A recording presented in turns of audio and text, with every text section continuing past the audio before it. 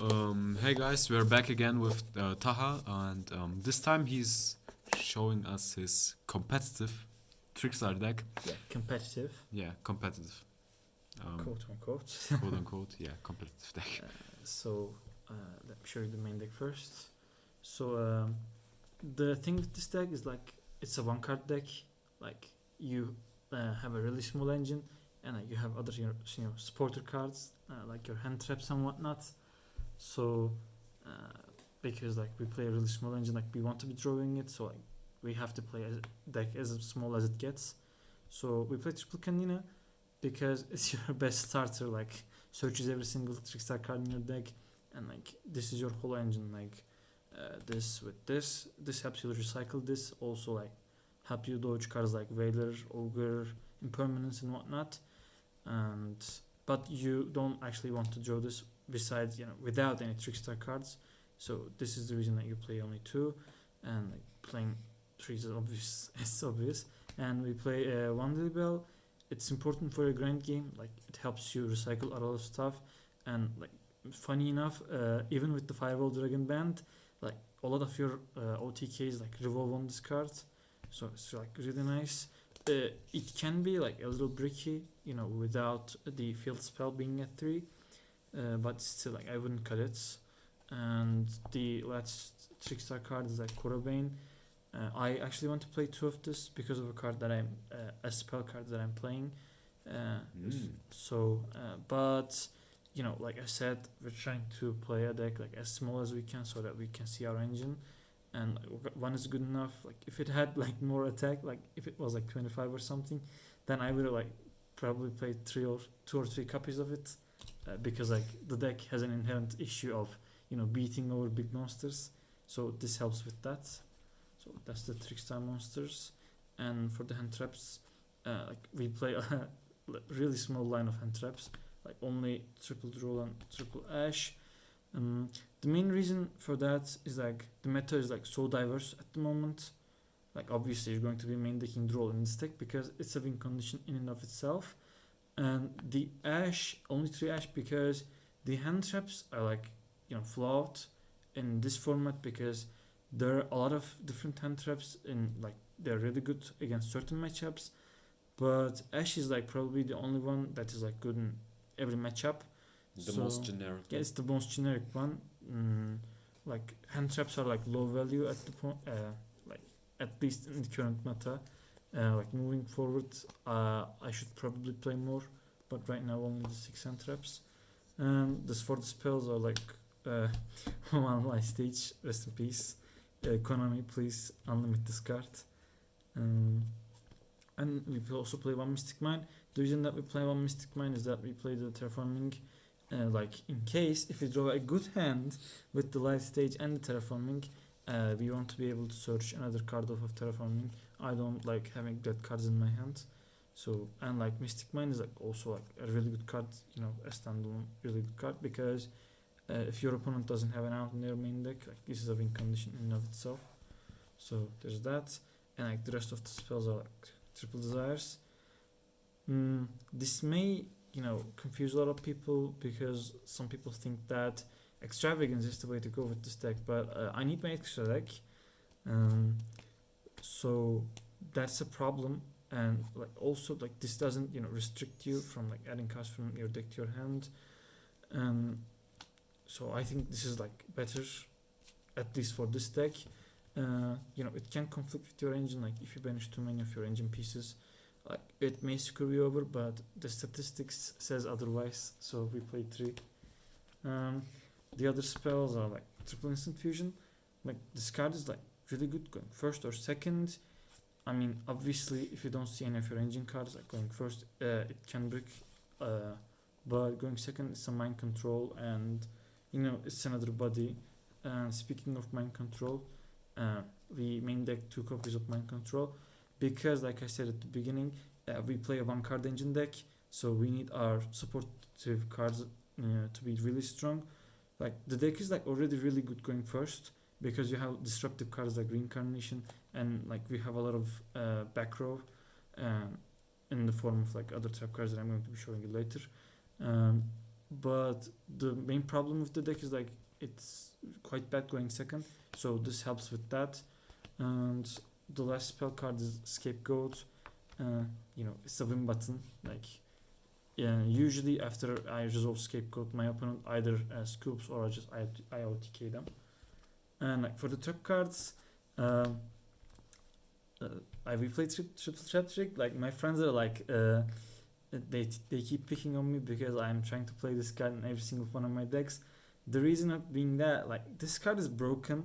Like it searches like every single normal trap card in the game, because we played this card in this deck because it searches your engine card, reincarnation. Like this helps with your percentages of your draw unlocking your opponent like quite a bit, because this with this and the draw is draw and reincarnation, and with the Candina or the field spell, like this card is like really good, like I said. And like it's a utility card. It doesn't just search reincarnation. It also searches cards like compose, like really good card because it can like not just disrupts your opponent. It also helps you to recycle your engine by bouncing back your Candinas if your opponent stopped you. So it's really good. And I also main deck triple Heavy Stormmaster. The reason for main decking these cards are like, the reason number one is that our back row deck matchups was like a lot better before Light Stage got limited. But right now like we struggle a lot after they take out the card. And the second reason is that a lot of people like they set their hands because you play tricksters, and like they start their turn by setting their power spells so that they don't lose their cards to reincarnation.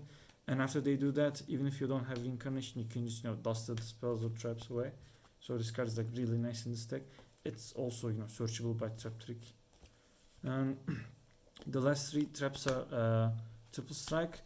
I actually wanted to play the artifact engine or the Lost Winds. The Lost Winds because like I said, like you can't beat over a monster with 2500 attack, so it helps with that. But I found that the strikes were like really good going second as well. Like I said, like the whole theories behind this deck is like it needs to be good going first or second, because this is the only way that you can actually win playing Yu-Gi-Oh. So there's that. That's the main deck. It's 40 cards. And for the extra deck, we play these two for the link ones. This is for both Instant Fusion with Thousand Eyes and like Scapegoat. And for the link twos, I play Vine Holy Angel. This card is like really good because I know I keep saying this, like the deck has this inherent issue of not being able to beat over big cards. Like this helps with that. Like it also burns your opponent. Like a lot of your OTKs like facilitate around this card with the Lily Bell. So like this card is like really good. It goes up to like 3500 attack or something. So it's really nice. And the other link, one of the other link twos are like Lambda. I play this card because I side deck Gammas, and the reason for me playing this card, like if nothing else, like it's a generic thing to do that you can make during any point in the game. But the reason that we're playing this is that I want to be able to resolve multiple Gammas. I know like in today's Yu-Gi-Oh that sounds kind of iffy, but I want my opponent to be ashing me during my turn. I want my opponent to be activating cards in my own turn, so that I can gamma them, like to push my plays through. Like I sometimes, like even if I have a gamma in my hand, I let my opponent full combo me, and like after I activate a card and then they try to negate it, and then I'll just go gamma, and then first of all I have a free link too, and my cards go through. So like this card is really good in that sense. Yeah, guys, we're back. Just a little cut. We had some technical difficulties. I forgot to check whether we had enough storage left, and yeah, let's continue. And then for the other link to we play Cerberus because we like I'm giving you a lot of spoilers from the side deck, but it's okay. Like we play Nibiru in our side deck. Like I said, like we can't beat over our Nibiru token, so this is the reason that I'm playing it, to literally to remove my Nibiru. And Phoenix obvious, Unicorn obvious, like no need to explain those. I play Ninjutsu. Like you can cut this, like if the scapegoat was like at 3 or the Sky Blaster, Phantom Sky Blaster was at 3, like this card would be nuts. But I don't know, like I can cut this moving forward. Like it's an okay card. Like I mean, like a really good card because like it removes a lot of random shit boss monsters. But still, I mean, I'm debating on cutting it. And for the Link Force, I play Auramex. This is like what you usually do after you scapegoat. Like some decks, like they just can't out it. Like this card is like good in this deck because like you can protect it afterwards after you make it. Like in some combo decks, like they try to end on this. Like if you don't have a board to protect this card, like it's a really good boss monster, but not broken. So, and for the other Link Force, like the Borals, like they seem really hard to make in this deck, but you have cards like Instant Fusion, Mind Control, it's like really quite often like where I go in the second turn, I go second and the Boral Sword will TK my opponent. And the two Instant Fusion targets, we played this because with the Corobane you can make Xyz plays, and this going second, Mind Control. And for the Xyz, we play Durandal. Like this is a really good stun card, but also it helps you draw the incarnation your opponent, because this forces your opponent to add cards to their end, so it's like really good. And we play Pleiades because like you can make some cute plays by like going Pleiades, bounce back my field spell and then activate it again. Like maybe sometimes I keep it in my hand for the next turn, and like if they try to remove my cards from the field, I can just like go Pleiades, add them back. So it's like really good in that sense. Like it's obviously like a really good disruptive cards, like in matchups like Salamangreat. If after you bounce their normal summon, like they usually don't have a follow up if they don't have cards like Mining or the Will. So it's really good. And that's it for the extra deck. And like for the side deck, like side deck needs a lot of work, but like this is just an example of what I've been working at. So I side, like I said, triple gammas and one driver. Like this card is like really good. The problem with this deck is like going first is like really good. Like you can disrupt the hell out of them, but going second, like you need to see different named hand traps in your hand in order to stop the combo decks. I know the format is like not that broken at the moment. Oh, sorry about that. Not that broken at the moment. Like a lot of the combo decks are like quite fair, but still like there are some end boards, like not even the spiral boards. Like there are some scary boards out there. So this is the reason that we play Gamma. Like really good. I actually want to be able to main this card, but I actually don't have any space in the main deck. Like if you guys have any suggestions, like whether I should cut anything from the main deck, like please leave a comment section down below. Leave a comment from because like I'm still don't know what to cut from the main deck. And like for the rest of the side deck, I played triple Nibiru.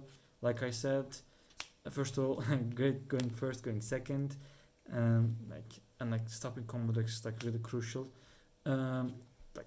This is like really good in this deck because you can't play cards like Lava Golem and Sphere Mode because you need your core normal summon. So that's really good because of that.